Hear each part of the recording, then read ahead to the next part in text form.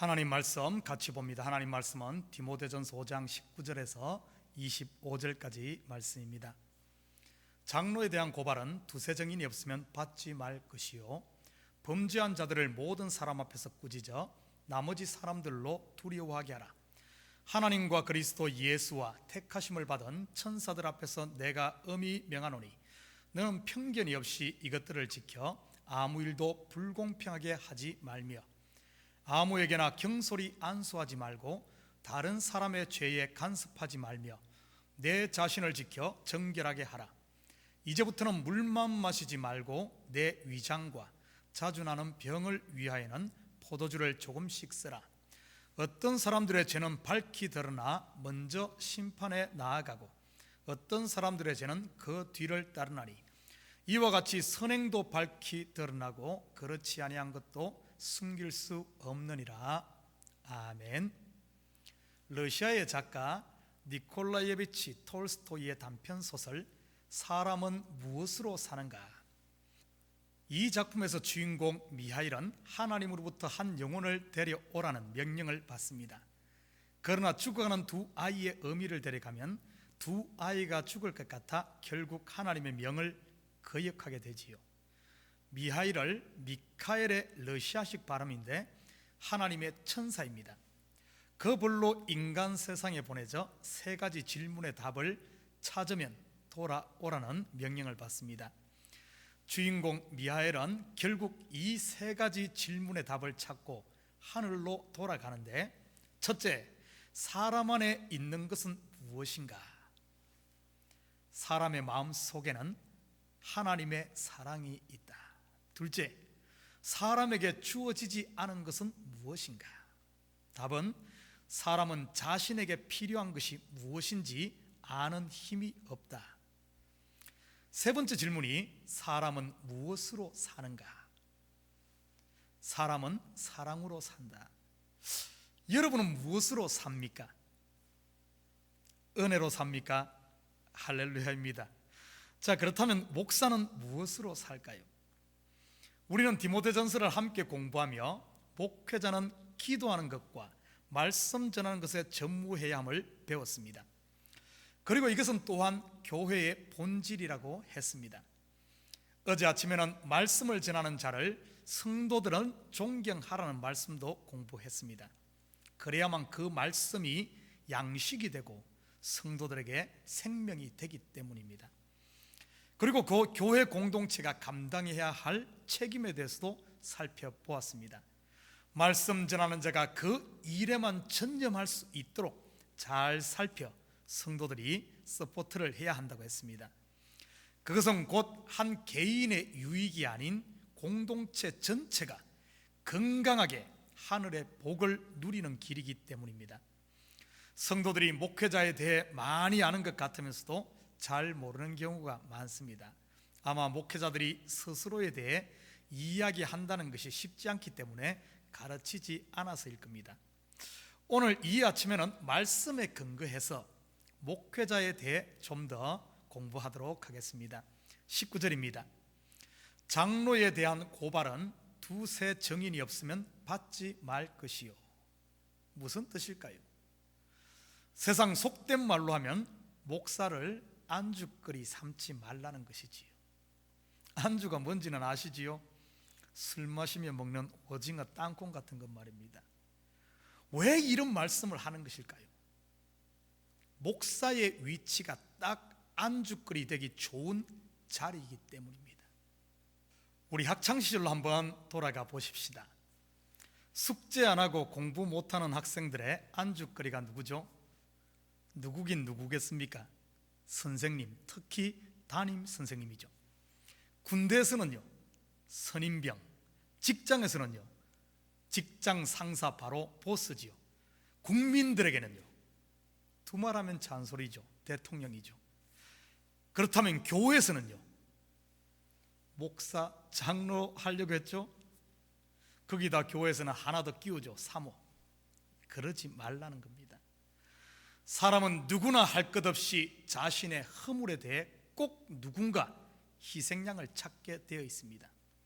인류의 시조 아담과 하와가 그랬는데 우리인들 별 수 있겠습니까? 목사는 언제나 가십거리의 위치에 노출되어 있습니다. 그래도 가십거리면 다행이죠.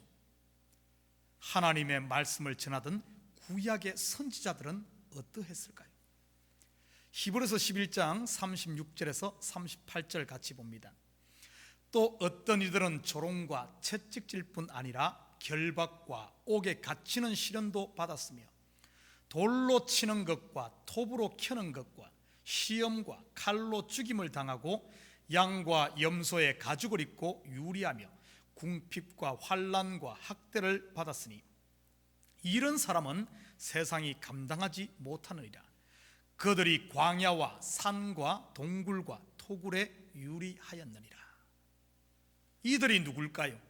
1차적으로는 선지자들을 말하고 또한 믿음으로 산 믿음의 사람들을 말하지요. 누구에게 이들이 이렇게 핍박을 받았을까요? 이방인일까요? 적국의 사람들일까요?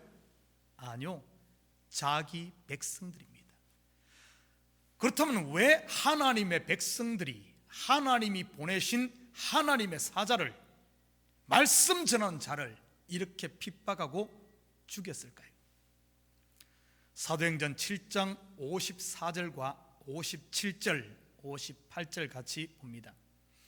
그들이 이 말을 듣고 마음에 찔려 그를 향하여 이를 갈거들 그들이 큰 소리를 지르며 귀를 막고 일제히 그에게 달려들어 성 밖으로 내치고 돌로 칠세 정인들이 옷을 벗어 사울이라는 청년의 발 앞에 두니라. 저는 이 시대에 태어나 목회하는 것에 대해 감사하고 있습니다. 왜냐하면 한 2000년 전에 먼저 태어났다면 매일 돌 맞고 아마 얼굴이 벌집이 되어 있지 않겠습니까? 빈총도 안 맞느니만 못하다는 말이 있습니다. 목회자에 대한 험담은 본인뿐만 아니라 그것을 듣는 사람까지 말씀에 귀를 막게 하지요. 여러분도 한두 번은 경험이 있을 겁니다.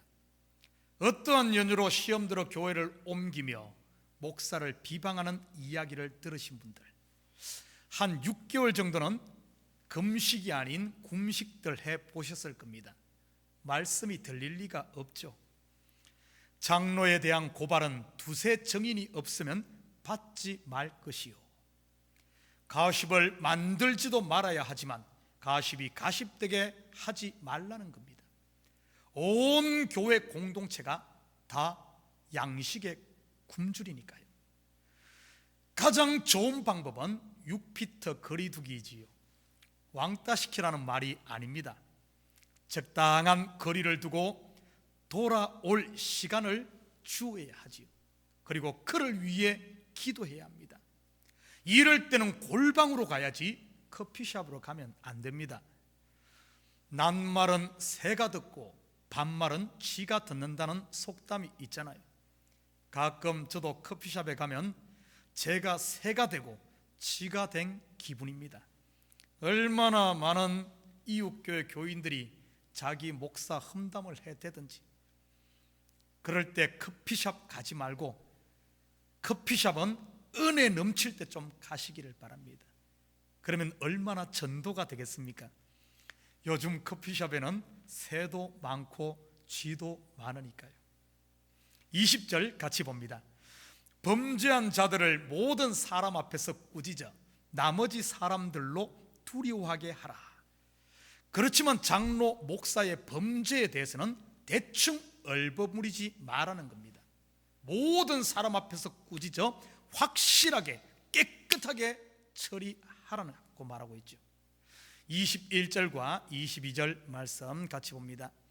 하나님과 그리스도 예수와 택하심을 받은 천사들 앞에서 내가 엄히 명하노니 너는 편견이 없이 이것들을 지켜 아무 일도 불공평하게 하지 말며 아무에게나 경솔히 안수하지 말고 다른 사람의 죄에 간섭하지 말며 내 자신을 지켜 정결하게 하라. 하나님과 그리스도 예수와 택하심을 받은 천사들 앞에서 내가 엄히 명하노니, 얼마나 중요하면은 이렇게까지 강한 어조로 강조를 하겠습니까? 목회의 사활이 걸릴 만큼 중요한 것이 무엇일까요? 바로 편견을 갖지 말고 불공평하게 일을 처리하지 말라는 것입니다. 쉽게 말해 목회자가 편파적인 견해를 가지고 한쪽으로 치우치지 말라는 겁니다. 그렇다면 왜 사도 바울은 디모데에게 이 부분을 이렇게까지 엄중히 명할까요?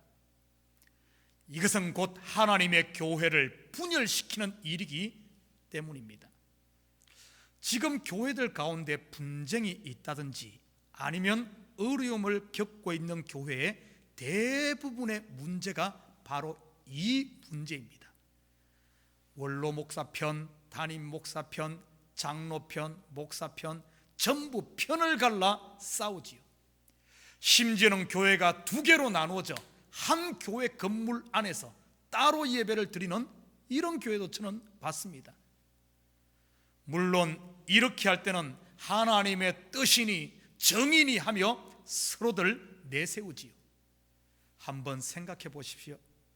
목회자가 중심을 잡지 못하고 정의의 편에 선다고 가정해 보십시오. 그렇다면 정의의 편, 옳은 편에 있는 사람만 성도고 나머지는 아닌가요? 정말 목회자가 필요한 사람들이 누구일까요? 의인일까요? 죄인일까요? 정의의 편에 있는 사람일까요? 불의에 빠져 있는 사람일까요? 옳은 편에 있는 사람도 목양의 대상이고 불의에 빠져 있는 성도도 마찬가지지요. 집에 있는 큰아들도 구원의 대상이고 집 나간 둘째 아들도 구원의 대상이지요. 99마리 양도 찾아야 할 양떼이고 길 잃은 한 마리도 찾아야 할 대상이지요. 오히려 목회자가 더 필요한 성도들은 불의에 빠져 있는 길 잃은 그 한 마리 양이 아닐까요? 여러분, 옳은 게 아닙니다.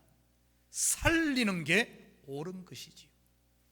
24절과 25절 같이 봅니다.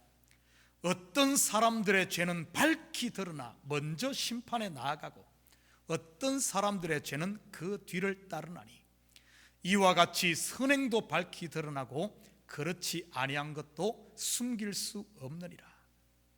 이 구절의 말씀은 산전수전 다 겪은 연륜 많은 스승이 새내기 목사에게 하는 권고 같네요. 저도 목회를 한 19년쯤 하고 나니 이 구절이 가슴에 와 닿습니다. 목회 초년생일 때 가장 많이 실수하는 것이 이 부분이지요. 바로 성급함. 잘못한 사람이 있으면 빨리 밝혀 처리를 하려고 하죠.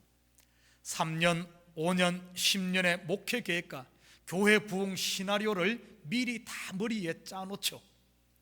그리고 그렇게 진행되지 않으면 성도들을 달달 볶기 시작하죠. 여기까지는 그래도 충분히 이해하고 봐줄만 합니다. 그런데 문제가 되는 것은 성도들의 성장까지도 각본을 다 짠다는 사실입니다. 1년 성경 공부하면 이 정도 성장해야 돼. 3년 제자 양육하면 이만큼 성장해야 돼. 5년 훈련하면 이런 직분자가 되어야 해. 사람이 그렇게 쉽게 변한다면 얼마나 좋겠습니까? 제가 다른 부분은 잘 맞춰도 이 부분에 대해서는 언제나 빗나가더군요. 사람에 대해서는 알다가도 모르겠습니다. 수없이 낙심하고 포기도 하고 또 포기하고 나면 또 돌아오고, 사람을 변화시키는 것은 목사에게 달린 것이 아닌 하나님께 달려 있더군요. 하나님의 때보다 앞서다 보니 고치기보다는 오히려 상처만 남기게 됩니다. 잠언 16장 1절에서 3절입니다.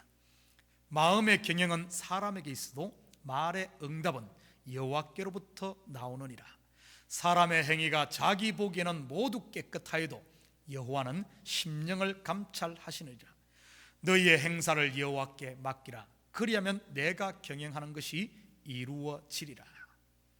하나님이 덮으시는데 목회자가 뭐 좀 안다고 들춰내서도 안 되죠. 하나님이 들춰내시면 아무리 목사가 덮는다고 되겠습니까? 우리 속에 하나님의 은혜가 채워진 만큼 우리 속에 죄들은 쫓겨나게 되어 있습니다. 내가 하나님 앞에 가까이 간 만큼 세상은 멀어져 있지요.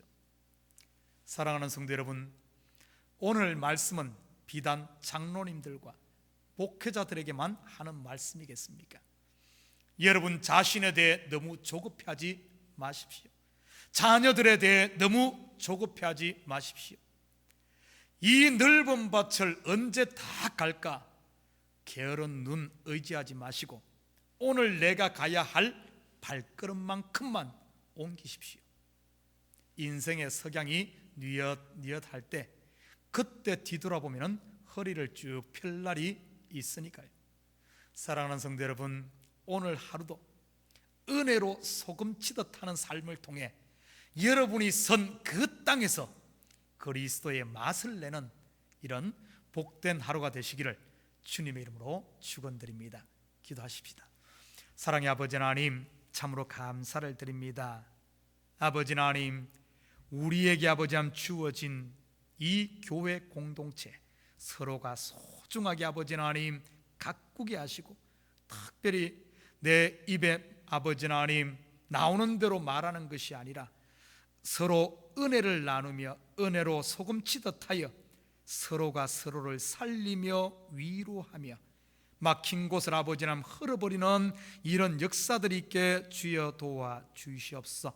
아버지 하나님, 우리 자신이 조급해하지 않도록 주여 도우시고 하나님의 때를 묵묵히 기다리며 순종하며 아버지 하나님 나아갈 때 정녕 이 교회 공동체를 통하여 흘러나오는 이 생명의 강줄기가 우리 가정을 적시고 우리의 삶의 영역을 적시고 더 나아가 물이 아버지 하나님 바다를 덮는 것처럼 이 사회가 우리의 삶의 모든 영역 가운데 아버지 하나님 주님의 은혜와 사랑이 흘러넘치고 생명의 말씀이 채워지는 줄 믿사오니 우리 자신 한 명 한 명 아버지 하나님 매일매일 우리 자신을 점검하게 하시고 참으로 나를 통해서는 주님의 영광만 선포되어지는 아름다운 역사가 있게 도와주시옵소서.